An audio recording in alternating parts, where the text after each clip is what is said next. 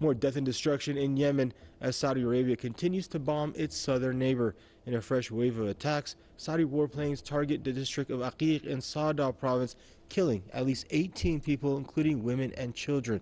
Number of medics attending the victims were also killed in the airstrikes. Deaths bring to 20 number of people killed in Saturday's airstrikes. Nearly 14,000 people have lost their lives since the start of Riyadh's aggression against Yemen in March of 2015.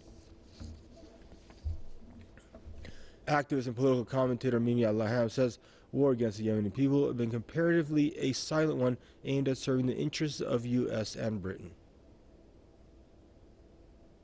Well, what's been happening in Yemen for the last 3 years has been a humanitarian disaster, and the UN has said it's one of the biggest man-made disasters.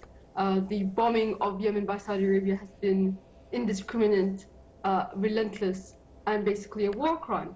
But because of the hypocrisy of the Western international governments who are supporting the Saudi bombing, specifically the UK and the US, and their humanitarian organizations and NGOs which are controlled by these governments, the suffering of the Yemeni people hasn't been highlighted. The war on Yemen is basically a silent war. The Western powers really would prefer to keep Yemen under their control and as weak as possible and not to have any independence.